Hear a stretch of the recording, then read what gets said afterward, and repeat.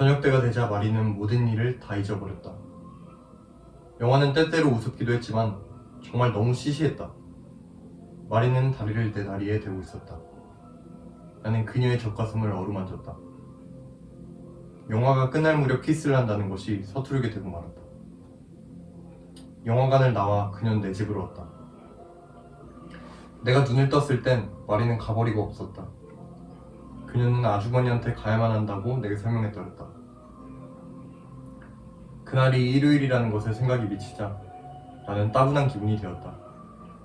나는 일요일을 좋아하지 않는다. 그래서 나는 자리 속에서 몸을 뒤척대며 마리가 베개에 남긴 머리카락에 소금기 냄새를 더듬다가 10시까지 자버렸다. 그러고는 여전히 침대에 누운 채 12시까지 담배를 피웠다. 나는 여느 때처럼 셀레스틴의 식당에 가서 점심을 먹고 싶지는 않았다. 왜냐하면 틀림없이 사람들이 질문들을 할 텐데 그게 싫었기 때문이다. 나는 계란 프라이를 해가지고 빵도 없이 접시에다 입에 대고 먹었다. 빵이 떨어졌으나 사러 내려가기가 싫어서였다. 점심을 먹고 나자 좀 심심해져서 아파트 안에서 어정거렸다. 엄마가 살아있을 때는 알맞은 아파트였다. 그러나 지금의 나에겐 너무 커서 식당의 테이블을 내 방으로 옮겨다 놓을 수밖에 없었다. 나는 이제 이 방만 쓰며 약간 내려앉은 의자들과 누렇게 변색된 거울이 달린 옷장과 화장대와 그리고 구리 침대 사이에서 살고 있을 뿐이다. 그 나머지는 모두 버려둔 채로 있다. 잠시 후 나는 무엇인가 해야겠기에 옛날 신문을 한 장 들고 읽었다. 거기서 크리셴 소금 광고를 오려서 신문에 난 재밌는 것들을 모아두는 낡은 공책에다 붙였다. 나는 손을 씻고 마침내는 발코니에 나가 앉았다. 내 방은 변두리의 간선도로에 면해 있다. 오후엔 날씨가 좋았다. 그러나 보도는 눅진눅진하고 행인들은 드물고 걸음도 빨랐다. 우선 산책 가는 가족들이 지나갔다. 바지가 무릎 밑까지 내려오는 해군복 차림으로 풀기가 센 뻣뻣한 옷 속에서 거북해 보이는 두 소년, 그리고 커다란 분홍색 리본을 달고 에나멜 구두를 신은 소녀, 그 뒤로 밤색 비단 옷을 입은 엄청나게 뚱뚱한 어머니와 키가 작고 삐쩍 마른 사나이로 얼굴만은 나도 알고 있는 아버지가 따랐다. 그는 밀짚 모자를 쓰고 나비 넥타이를 메고 손에는 단장을 짚고 있었다. 그의 아내와 나란히 있는 그를 보니까 나는 그 동네에서 사람들이 왜 그를 보고 점잖은 사람이라고 하는지 알 수 있었다. 조금 뒤에 변두리 젊은이들이 지나갔다. 머리에는 기름을 반지르르하게 바르고 붉은 넥타이에 허리를 몹시 잘록하게 공그른 양복 저고리를 입고 수놓은 장식 손수건을 꽂고 코가 네모진 구두를 신은 차림이었다. 나는 그들이 시내로 영화 구경을 가는 길임을 짐작할 수 있었다. 그렇기 때문에 그들은 그렇게 일찌감치 길을 떠나가지고 큰 소리로 웃어대면서 전차를 타러 서둘러 가고 있는 것이었다. 그들이 지나간 뒤로는 길에 점점 인적이 드물어졌다. 아마 도처에서 공연이 시작된 모양이었다. 이제 길에는 가게를 보는 주인들과 고양이들 뿐이었다. 길가에 늘어선 무화과 나무들 위로 보이는 하늘은 맑았으나 광채가 없었다. 맞은쪽 보도 위에 담배가게 주인이 의자를 문 앞에다 내다 놓고 등받이 위에 두 팔을 고인 채 거꾸로 타고 앉았다. 조금 전에는 터질 듯이 들어찼던 전차들도 지금은 거의 비어 있었다. 담배가게 옆 조그만 카페 피에로에서 보이는 보이가 텅 빈 가게 안에 톱밥을 뿌려서 쓸고 있었다. 그야말로 일요일이었다. 나는 의자를 돌려서 담배가게 주인의 의자처럼 누웠다. 그것이 더 편하다고 생각되었기 때문이다. 나는 담배를 2대 피웠고 방 안으로 들어가 초콜릿을 한 조각 들고 다시 창 앞으로 나와서 먹었다. 얼마 안 있어 하늘이 점점 어두워졌다. 나는 여름 소나기가 오려나 보다 라고 생각했다. 그러나 하늘은 차차 다시 벗겨졌다.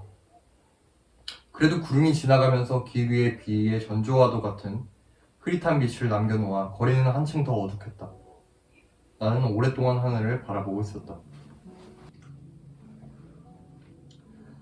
5시에 전차들이 소리를 내며 도착했다. 교회의 경기장으로부터 발판이며 난간에까지 다닥다닥 매달린 구경꾼들을 다시 싣고 오는 것이었다. 그 다음 전차들은 운동선수들을 싣고 왔는데 손에 들린 보스턴 백으로 그들이 운동선수임을 짐작할 수 있었다.